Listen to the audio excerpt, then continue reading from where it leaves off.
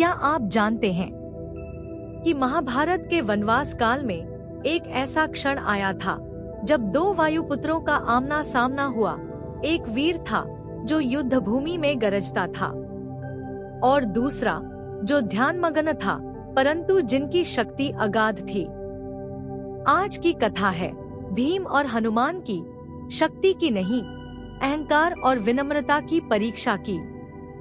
वायु के दो पुत्रों की एक ऐसी भेंट जिसने इतिहास रच दिया। वन की गहराइयों में जहां आकाश भी वृक्षों की घनी शाखाओं से झांकने की अनुमति नहीं पाता, जहां धरती पर सूर्य की किरणें भी मौन होकर उतरती हैं, वहां प्रकृति की नीरवता में एक अलौकिक संगीत गूंजता है जिसे केवल वही आत्मा सुन सकती है जो भटकावों से मुक्त हो, जो संसार की चकाचौंध से दूर किसी सत्य की ओर अग्रसर हो। ऐसे ही वातावरण में पांचाल की महारानी, महाराज युधिष्ठिर की पत्नी, वीर अर्जुन की प्रिया, सहदेवन कुल की स्नेहमयी भाभी और महाबली भीम की आत्मीय सखा अपने स्वप्नों और पीड़ाओं के साथ वनवास के जीवन को सहन कर रही थी। यह कोई सामान्य वनवास नहीं था, यह उनके जीवन का तप था, उनकी सहन शक्ति की परीक्षा, उनका आत्मबल। और ऐसे ही एक दिन जब वह प्रातःकालीन नदी से जल भरकर लौट रही थी, अचानक उनकी दृष्टि वन की झाड़ियों के मध्य एक अद्भुत प्रकाश पर पड़ी। वह कोई साधारण प्रकाश नहीं था, वह एक दिव्य कमल पुष्प था जो जल पर तैरता नहीं था बल्कि वायु में बहता प्रतीत होता था, जैसे किसी स्वर्गिक लोक से नीचे उतर आया हो। उसकी पंखुड़ियों पर सूर्य की स्वर्णिम रेखाएं नृत्य कर रही थी और उसकी सुगंध हवा में घुलकर पूरे वन को सुरभित कर रही थी। द्रौपदी उस पुष्प को देखकर ठिठक गई। एक क्षण को वह भूल गई कि वे कहाँ हैं, कौन है, किस परिस्थिति में हैं। वह पुष्प उन्हें उनके अतीत की याद दिला गया। हस्तिनापुर का वैभव, इंद्रप्रस्थ का सौंदर्य, उनका वह दरबार जहाँ वे सौंदर्य की मूर्ति कही जाती थी। लेकिन अब इस वनवास में वह सब पीछे छूट गया था और केवल यही पुष्प उनके भीतर एक नई भावना जगा रहा था।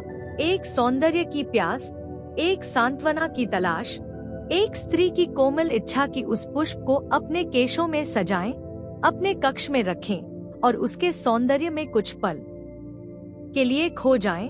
वह भावना अभिमान की नहीं थी, वह केवल एक कोमल इच्छा थी, एक रानी की नहीं बल्कि एक स्त्री की जो त्याग के तप में तप रही थी। और उस क्षण उस पुष्प ने उनके हृदय को छू लिया। द्रौपदी ने उस पुष्प को पकड़ने का प्रयास नहीं किया क्योंकि वह जानती थी वह स्वप्न के समान था, परंतु उनके मन ने संकल्प किया कि वह उस पुष्प को पाना चाहेंगी, अपने लिए नहीं, अपने हृदय की संतुष्टि के लिए। और इस भावना के साथ वह धीमे कदमों से लौटती हैं। उनके नेत्रों में चमक है, अधरों पर संकोच भरी मुस्कान, और वह सीधे जाती हैं महाबली भीम के पास, उस पुरुष के पास जो न केवल उनके रक्षक हैं बल्कि उनके लिए वह शक्ति है जिस पर वह पूर्ण विश्वास कर सकती हैं। भीम उस समय एक वृक्ष के तने से टिका विश्राम कर रहे थे। उनकी भुजाएं पर्वतों की तरह स्थिर और दृष्टि वन की गहराइयों में। जैसे ही द्रौपदी उनके पास पहुंचती हैं, वह आंखें खोलते हैं और उनके मुख पर एक सौम्य मुस्कान उभरती है। वह मुस्कान जिसमें सम्मान है, वात्सल्य है और एक अदृश्य समझ है। द्रौपदी कुछ क्षण चुप रहती हैं, फिर उनका स्वर वायु में घुलता है। भीमसेन, आज मैंने एक पुष्प देखा, दिव्य था, स्वर्गिक था।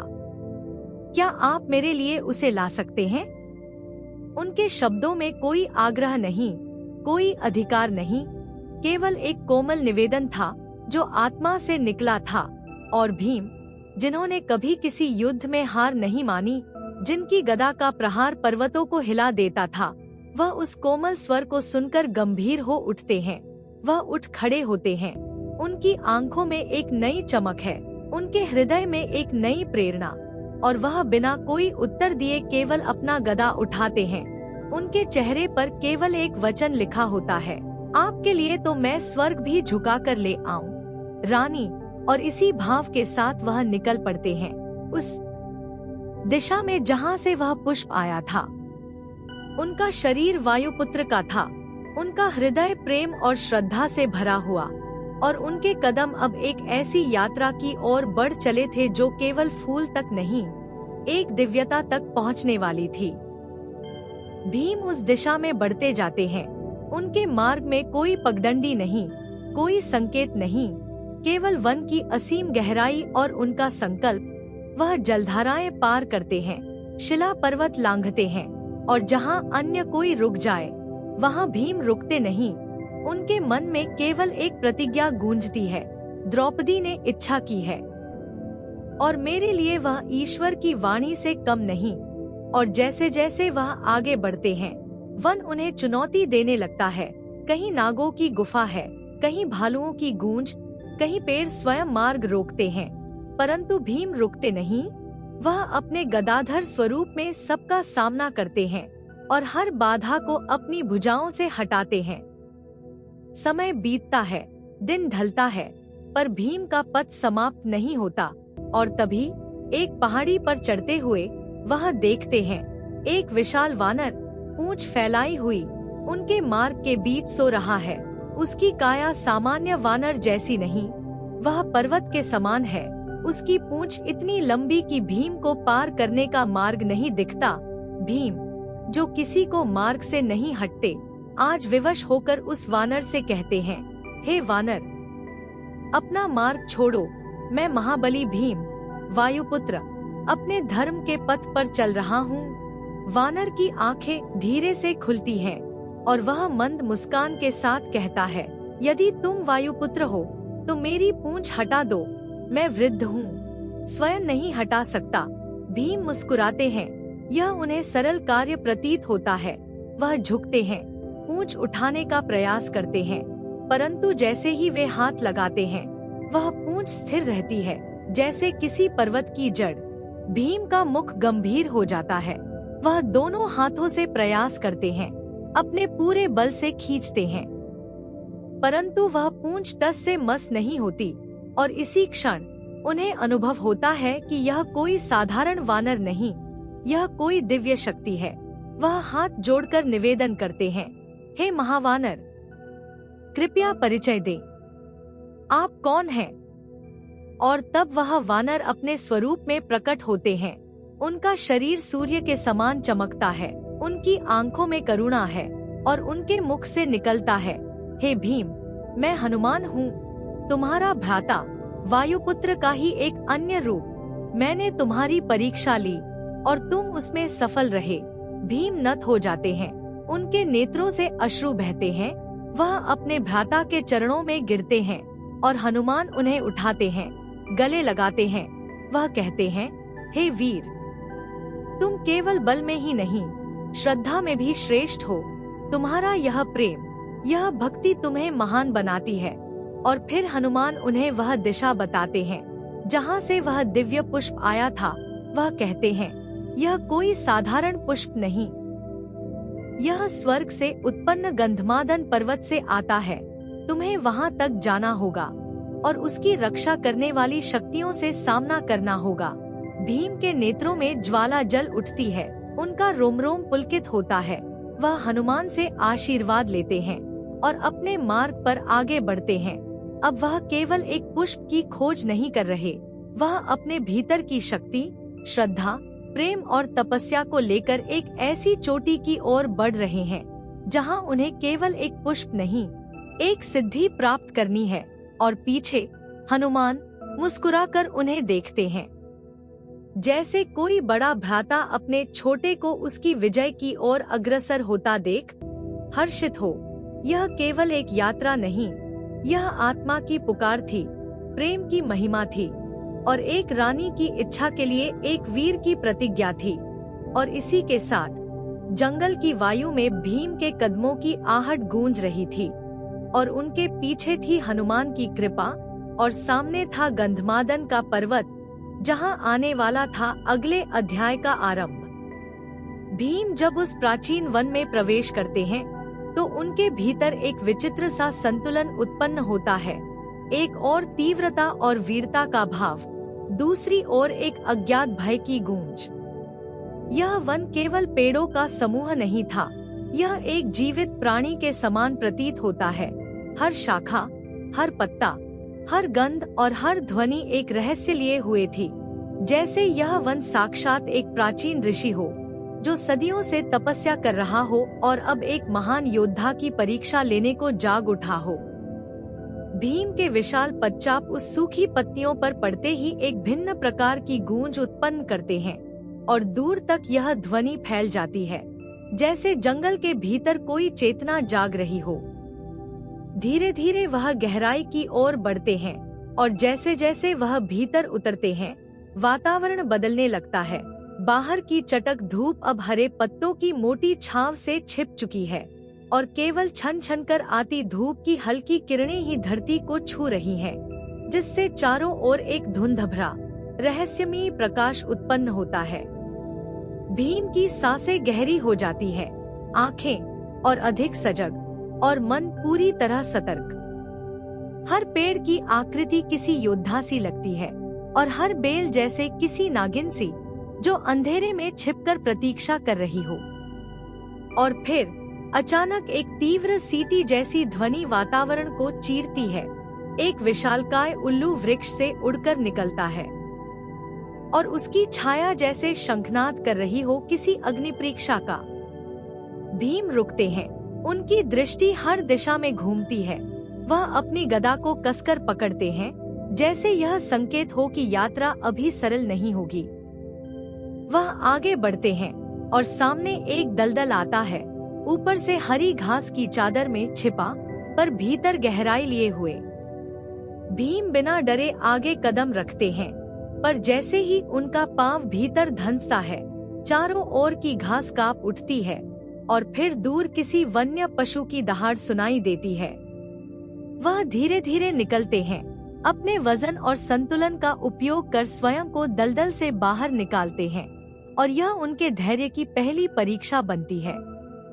जंगल अब और भी रहस्यमय हो चला है। हवा में गंध बदल गई है, कुछ सड़ा हुआ, कुछ सजीव, एक विचित्र मिश्रण।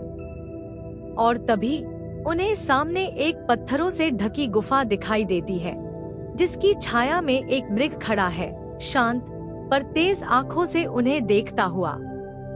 भीम उसकी ओर बढ़ते हैं, पर मृग भागता नहीं, बल्कि एक क्षण ठहरता है, जैसे उन्हें कुछ कह रहा हो, और फिर तेजी से किसी ओर दौड़ जाता है। भीम के मन में यह विचार आता है कि शायद यह कोई संकेत है, शायद यह मृग मार्गदर्शक है। वह उसके पीछे चलते हैं और कई पेड़ों को पार करते हैं, जहां उन्हें प्राचीन चिन्ह दिखाई देते हैं, वृक्षों पर खरोंच, पत्थरों पर नक्काशी, जैसे यह वन किसी प्राचीन युग का अवशेष हो। एक स्थान पर उन्हें एक टूटा हुआ धनुष दिखता है, जिस पर लिपटी है सूखी बेलें और पास में बिखरे हैं तीर, शायद किसी पुराने योद्धा की स्मृति। वह रुकते हैं, उस धनुष को हाथ में लेते हैं और उसकी लकड़ी की ठंडी सतह पर हाथ फेरते हैं, जैसे उस पुराने समय के दर्द को महसूस कर रहे हों। और तभी हवा का एक झोंका आता है, जिसमें कोई आवाज गूंजती है, शांत रहो, ध्यान दो। भीम चौंकते हैं, पर डरते नहीं। वह समझते हैं, यह केवल जंगल नहीं, यह कोई तपस्थली है, कोई प्राचीन चेतना यहाँ निवास करती है। वह आगे बढ़ते हैं और एक छोटी सी जलधारा उन्हें दिखाई देती है, जहाँ पत्थरों पर काई जमी है और जल का बहाव धीमा है। वह बैठकर जल पीते हैं, पर उस जल में उन्हें कुछ विशेष अनुभव होता है, मानो यह जल साधारण नहीं, बल्कि किसी तपस्वी के द्वारा संरक्षित हो। वह आंखें बंद करते हैं और ध्यान में बैठते हैं। कुछ पल में उन्हें अपने चारों ओर की ध्वनियां सुनाई देती हैं, पक्षियों की, हवा की, वृक्षों की सरसराहट की, और उनके भीतर एक ऊर्जा का संचार होने लगता है। जब वह आंखें खोलते हैं, तो वातावरण बदला हुआ प्रतीत होता है। सूर्य ढलने लगा है और जंगल की छाया और अधिक गहरी हो चुकी है। वह खड़े होते हैं और आगे बढ़ते हैं, पर अब उन्हें यह ज्ञात नहीं कि वह किस दिशा में जा रहे हैं। वह रास्ता भूल चुके हैं। उनके मन में क्षण भर के लिए चिंता उत्पन्न होती है, लेकिन फिर वह स्वयं को याद दिलाते हैं कि वह पवन पुत्र हैं, उनमें कोई डर नहीं हो सकता। वह पेड़ों पर चढ़कर दिशा देखने का प्रयास करते हैं, पर चारों ओर केवल हरियाली का सागर दिखाई देता है। अंत में वह निर्णय लेते हैं, वह उस पक्षी की दिशा में चलेंगे जिसे वह बार बार उड़ते देख रहे हैं। यह एक चील है जो बार बार एक ही दिशा में उड़ती है और फिर लौटती है। शायद वह किसी स्थल की रक्षा कर रही है। भीम उसकी दिशा में बढ़ते हैं और कई घंटों की यात्रा के बाद वह एक विशाल वटवृक्ष के पास पहुंचते हैं, जिसकी जड़ें जमीन से कई फुट ऊपर तक फैली हैं और तने पर कोई प्राचीन लिपि में श्लोक अंकित है। वह श्लोक पढ़ने का प्रयास करते हैं और जैसे ही वह उसे उच्चारित करते हैं, हवा थम जाती है और उस वृक्ष की एक शाखा से प्रकाश की एक रेखा नीचे गिरती है। वह स्थान अचानक दिव्य प्रतीत होता है। भीम उस स्थान पर बैठते हैं और कुछ क्षणों तक ध्यान करते हैं और तभी उन्हें एक स्वर सुनाई देता है, तुम सही मार्ग पर हो वीर भीम। तुम्हारी अगली परीक्षा अब तुम्हारे सामने है। वह चौंकते हैं, पर उस स्वर में करुणा है, भय नहीं। और तभी पेड़ों के झुरमुट के बीच से एक विशाल छाया उभरती है। एक वृद्ध वानर जो उनके रास्ते में लेटा है। उसका शरीर इतना विशाल है कि भीम उसके पार नहीं जा सकते। वह कहते हैं, मुझे मार्ग दो हे वानर। पर वानर कहता है, यदि तुम में शक्ति है तो मुझे हटाकर मार्ग लो। यह चुनौती है और भीम गदा छोड़ उसे उठाने का प्रयास करते हैं। पर आश्चर्य, लाख प्रयास करने पर भी वानर की पूंछ तक नहीं हिलती। वह थक जाते हैं और समझ जाते हैं यह कोई सामान्य वानर नहीं। वह फोल्डेड हाथ जोड़कर कहते हैं, हे महावानर, कृपया मार्ग दे। आप कौन हैं? और तभी वानर मुस्कुराते हैं और उनके भीतर से तेजस्वी प्रकाश निकलता है। वह वानर कोई और नहीं, स्वयं हनुमान है, पवन पुत्र, उनके बड़े भाई। भीम दंग रह जाते हैं और नतमस्तक हो जाते हैं। हनुमान उन्हें गले लगाते हैं और कहते हैं, आज तुम्हारी परीक्षा पूरी हुई हे भीमसेन। तुमने साहस, विनम्रता और आत्मबल से यह वन जीता है। अब मैं तुम्हें सही मार्ग दिखाऊंगा। और फिर वह अपने गदा से पृथ्वी पर प्रहार करते हैं। एक सीधा रास्ता उभरता है जो उन्हें उनके शिविर की ओर ले जाता है। भीम विदा लेते हैं और जैसे ही वह पीछे मुड़ते हैं, वह दिव्य रूप विलीन हो चुका होता है। केवल एक हल्की सी गंध बचती है हवा में, पुष्पों की, आशीर्वाद की और पवन की। वह मुस्कुराते हैं और तेज कदमों से घर लौटते हैं। उनके हाथ में फल हैं और मन में एक नया अनुभव। वन ने उन्हें खोया नहीं, बल्कि उन्हें उनके आत्मा से मिलवाया है। यह वन, यह यात्रा और हनुमान से यह भेंट अब भीम को एक नए स्तर पर ले गई है। शारीरिक शक्ति से आत्मबल तक की यात्रा। जंगल की रहस्यमयी शांति को चीरती हुई जब भीम उस संकरी पगडंडी पर पहुँचे, तब उन्हें यह अनुमान तक नहीं था कि यह मार्ग केवल शरीर की यात्रा नहीं, बल्कि आत्मा की परीक्षा बनने वाला है। चारों ओर वृक्ष जैसे सावधान खड़े थे, पत्तों की सरसराहट मंद थी और वातावरण में एक विचित्र निस्तब्धता थी, मानो संपूर्ण जंगल ने अपनी सांस रोक ली हो, किसी महान क्षण की प्रतीक्षा में। और तभी उस संकरी पगडंडी पर भीम की दृष्टि पड़ी। एक वृद्ध वानर अपने लंबे, भारी शरीर के साथ रास्ते में लेटा था।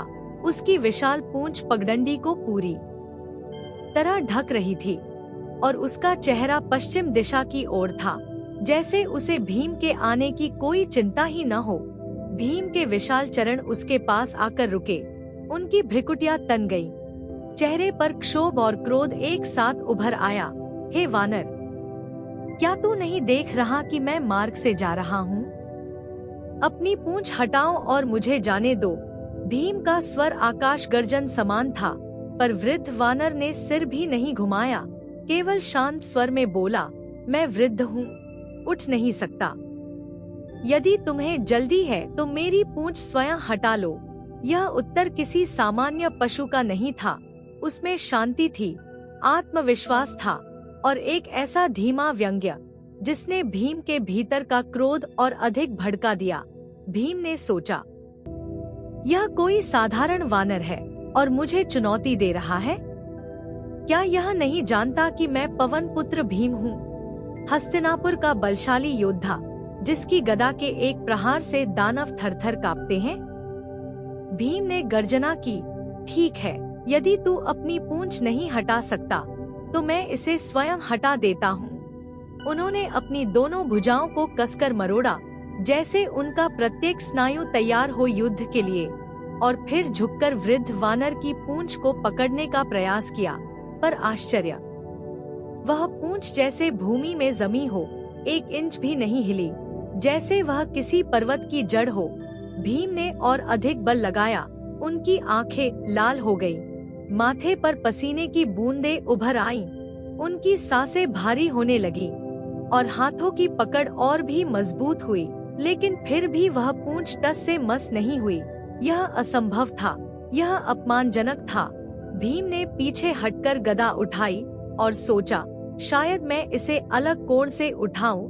उन्होंने 3 बार, 5 बार, 10 बार प्रयास किया और हर बार विफलता ने उन्हें और भी अधिक क्रोधित कर दिया। उनके घमंड को ऐसा झटका लगा जैसा पहले कभी नहीं हुआ था।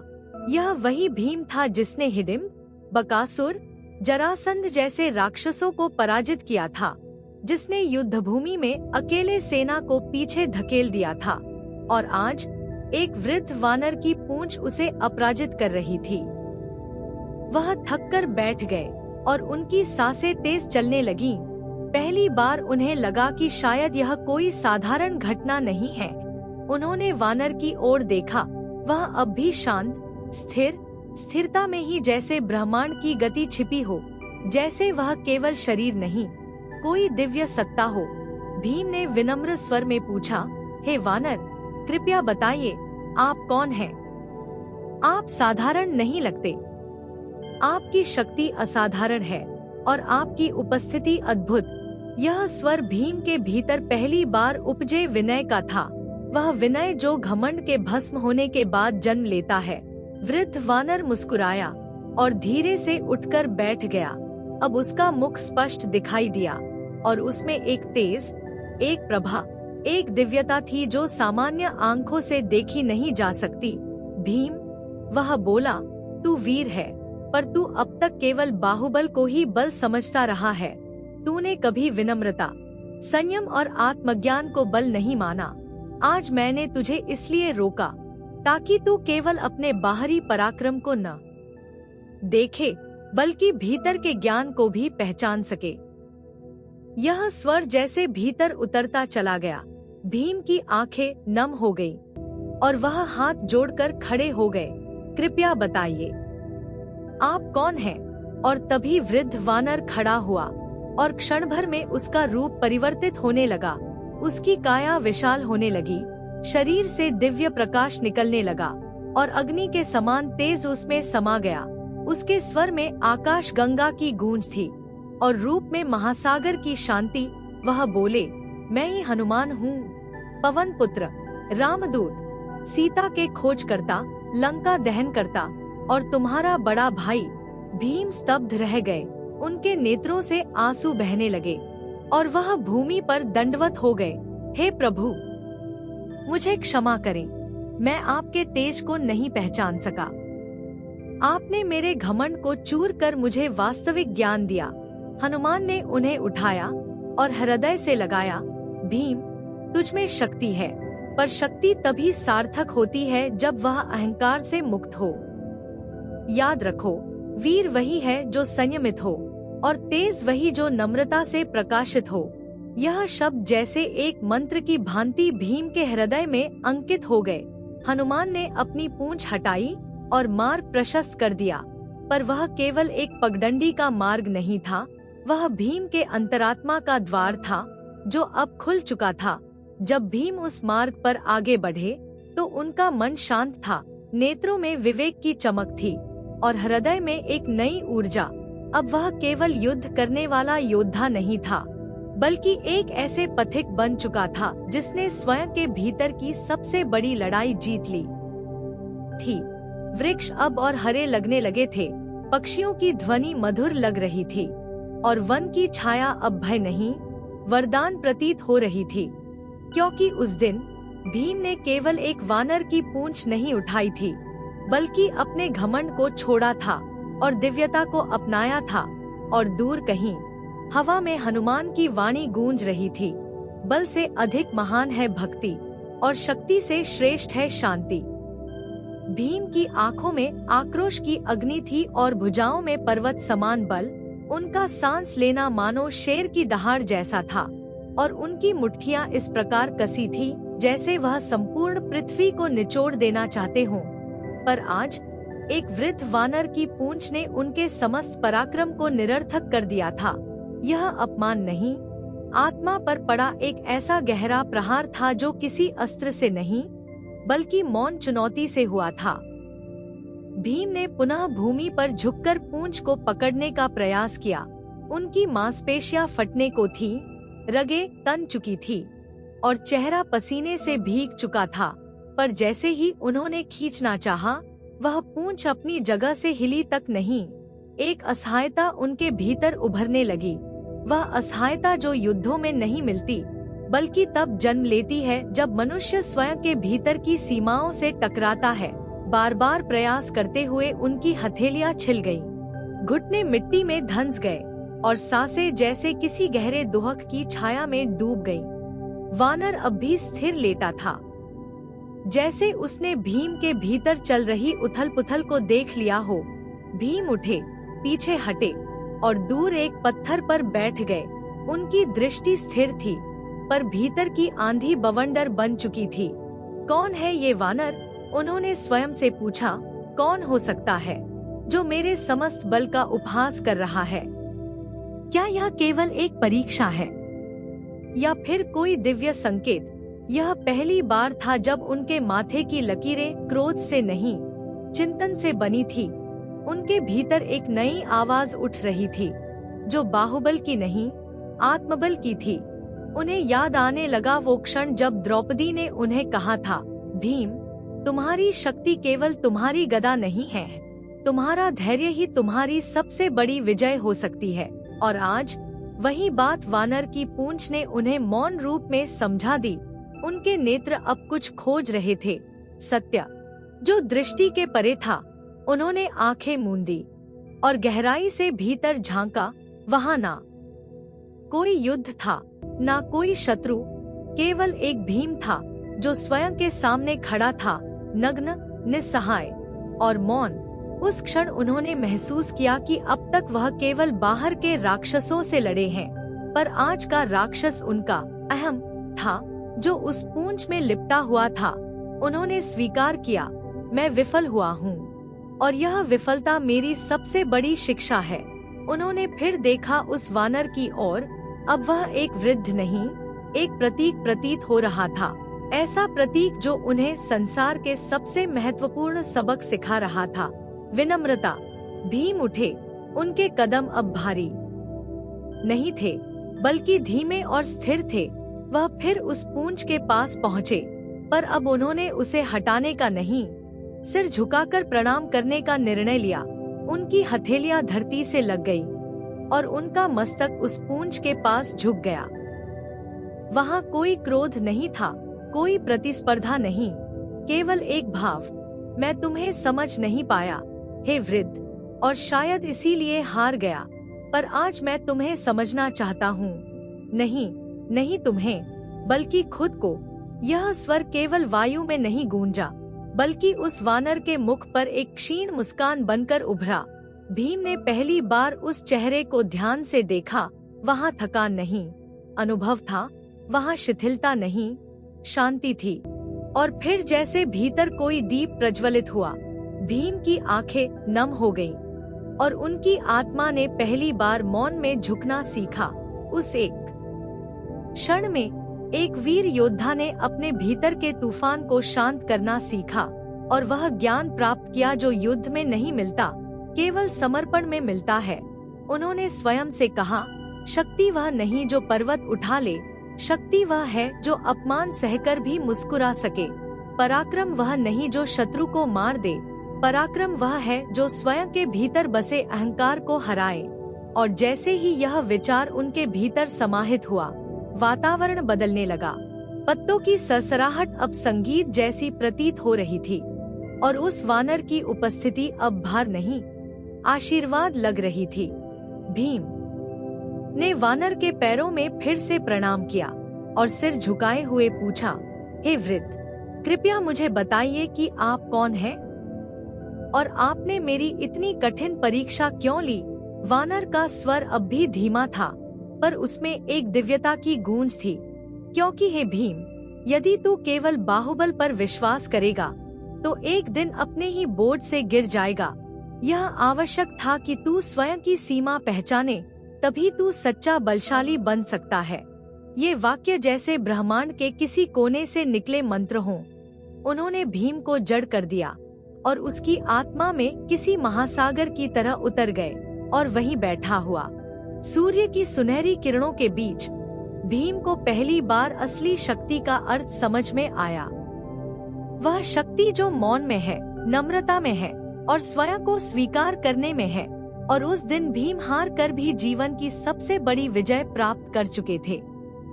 भीम ने जब उस वृद्ध वानर के सामने सिर झुकाया और आत्मसमर्पण के स्वर में विनम्रता पूर्वक पूछा, हे प्रभु, कृपया बताइए कि आप कौन हैं? तब जैसे संपूर्ण वातावरण अचानक से रुक गया, वायु स्थिर हो गई, पत्तों की सरसराहट थम गई, पक्षियों की चहचहाहट विलीन हो गई और समय जैसे पल भर के लिए थम सा गया। और तभी उस वृद्ध वानर के मुख पर एक गूढ़ मुस्कान उभरी। वह मुस्कान जिसमें अनुभव की अथाह गहराई थी, वह मुस्कान जो किसी सनातन रहस्य की कुंजी थी। और फिर एक गूंजती हुई ध्वनि निकली, धीमी परंतु ब्रह्मांड के गर्भ से आती हुई, भीम, तू वायुपुत्र है और मैं भी। और उसी क्षण वह वृद्ध देह जैसे अग्नि में परिवर्तित होने लगी।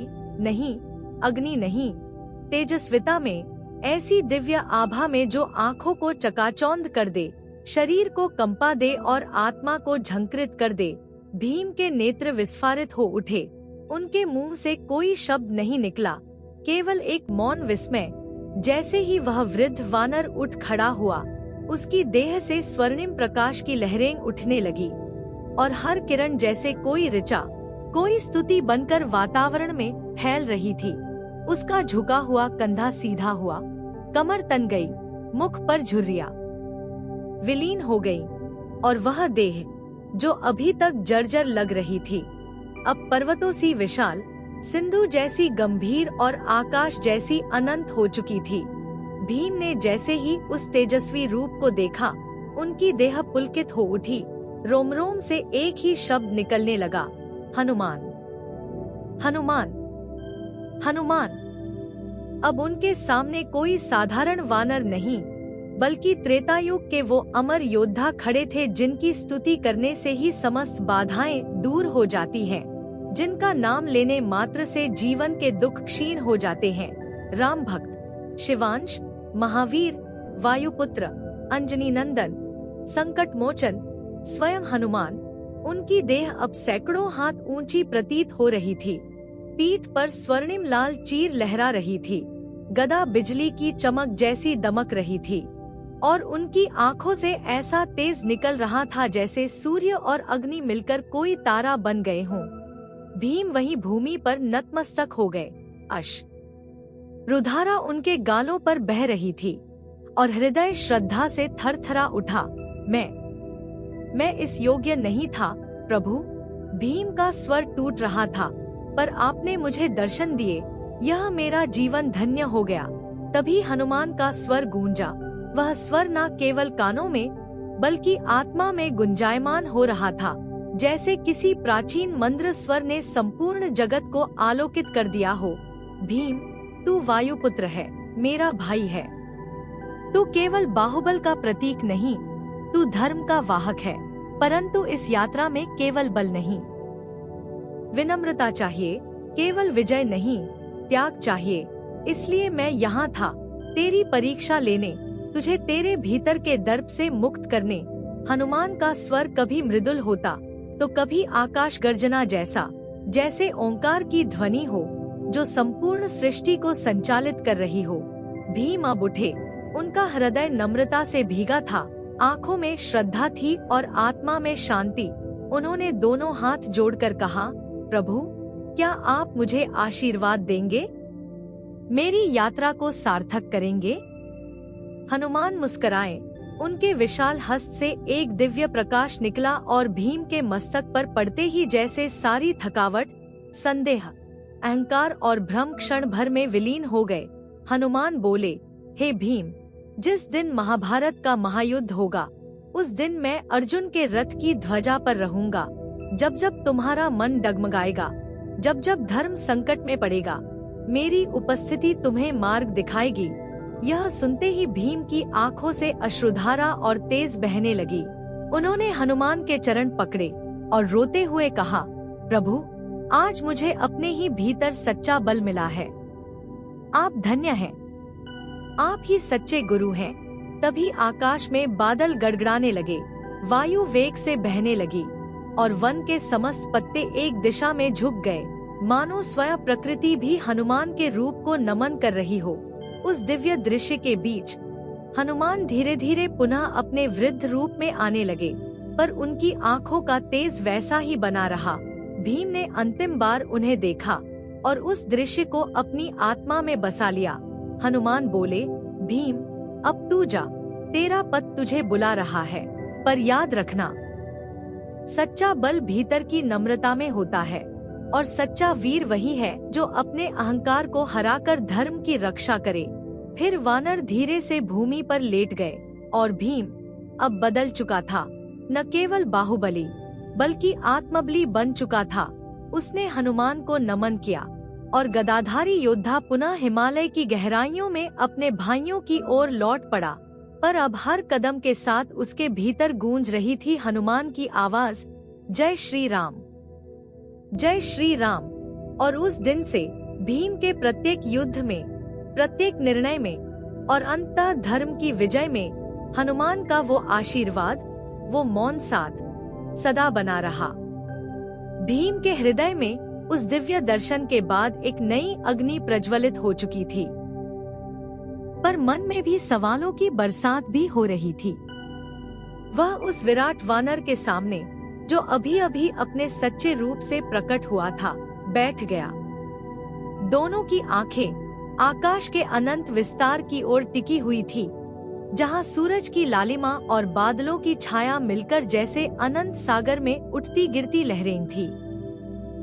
उस माहौल में एक पवित्रता और गूढ़ता समाई हुई थी, मानो वे दोनों वायुपुत्र, जिनका रक्त एक था लेकिन जिनके अस्तित्व का परिचय अभी अभी खुला था, अब एक दूसरे से गहरा संवाद करने वाले थे। हनुमान का मुख गंभीर था, उसकी आवाज धीमी लेकिन ताकतवर थी, जैसे नदियों की गहरी धारा जो अपनी गति से चट्टानों को भी घिस डालती है। उसने भीम से कहा, श्रोता बन भीम, क्योंकि आज मैं तुझे एक ऐसी शिक्षा देने वाला हूँ जो शक्ति के असली मायने समझाएगी। बल केवल बाहरी नहीं होता, बल तो उस आत्मा की अग्नि है जो अहंकार और लोभ से परे होती है। जब तू युद्ध भूमि में कदम रखेगा, तब तेरे हाथों की ताकत तो हथियार बनेगी, लेकिन तेरे मन की विनम्रता ही तेरे विजय की असली तलवार होगी। भीम ने मन ही मन सोचते हुए कहा, पर प्रभु, जब मैं अपने बल को देखता हूँ तो कभी कभी अहंकार की चिंगारी जल उठती है, जिससे मैं स्वयं को भी डराता हूँ। यह अहंकार ही क्या है और क्या इसे मिटाना संभव है? हनुमान ने गहरी सांस ली और आगे कहा, अहंकार वह सर्प है जो अपने ही वंश को डंक मारता है। यह तुम्हें अंधकार की गहराई में धकेलता है, जहाँ से वापसी दुर्लभ होती है। इसलिए विनम्रता की माला गले में धारण कर उसे अपनी आत्मा की शोभा बना। तेरे भीतर की वह विनम्रता तेरे कर्मों को शुद्ध करेगी, तेरे निर्णयों को स्पष्ट बनाएगी। युद्ध में यह जान लेना कि बल तो साधन है, पर उद्देश्य धर्म की रक्षा है, यही विजेता की असली पहचान है। भीम ने उस शब्दों के तीर को अपने मन पर महसूस किया, जैसे कोई शाश्वत सत्य उसके अंदर गूंज उठा हो। वह बोला, प्रभु, मैं समझता हूँ कि युद्ध केवल बाहुबल का नहीं, हृदय और बुद्धि का भी होता है। पर युद्ध की हिंसा और उसके परिणामों से मैं डरता हूँ। क्या मैं उस भय को परास्त कर पाऊंगा? हनुमान ने मुस्कुराते हुए कहा, भीम, भय मन की बेड़ियां है, जो शत्रु से भी भयावह होती है। पर याद रख, मैं तेरे साथ हूँ। जब भी तू दुख और संदेह के समंदर में डूबेगा, मैं तेरे साहस का दीपक बनकर तेरे मार्ग को रोशन करूंगा। मैं तेरे रथ की ध्वजा पर विराजमान रहूंगा, युद्ध के मैदान में तेरे साथ चलूंगा और तुझे याद दिलाऊंगा कि धर्म के बिना बल कुछ भी नहीं। भीम की आंखों में पुनः एक नई चमक जागी, जो केवल बाहरी शक्ति की नहीं, बल्कि आत्मिक विजय की थी। वह बोला, प्रभु, आपके आशीर्वाद से मैं स्वयं को फिर से पहचान पा रहा हूँ। मैं इस ज्ञान को अपने साथ लेकर युद्ध भूमि में जाऊंगा। हनुमान ने हाथ बढ़ाकर भीम का मस्तक सहलाया और कहा, याद रख भीम, यह यात्रा केवल एक योद्धा की नहीं, बल्कि एक धर्मरक्षक की है। जितनी अधिक विनम्रता से तू अपने बल का उपयोग करेगा, उतना ही अधिक तेरे नाम की गूंज इतिहास में रहेगी। युद्ध के बाद जो भी हो, यह सत्य हमेशा तेरे साथ रहेगा। तेरी आत्मा की आवाज बनेगा। वातावरण में एक शंख की धीमी गूंज उठी, जो उस ज्ञानमय वार्तालाप की शाश्वत गवाही थी।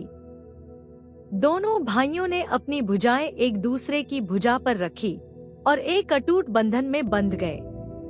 उस बंधन में न केवल रक्त था, बल्कि धर्म, सम्मान और परस्पर विश्वास की अमिट लकीरें थीं। धीरे धीरे भीम ने महसूस किया कि वह अब अकेला नहीं है। उसके भीतर और उसके आसपास हर सांस के साथ एक दिव्य शक्ति का संचार हो रहा था।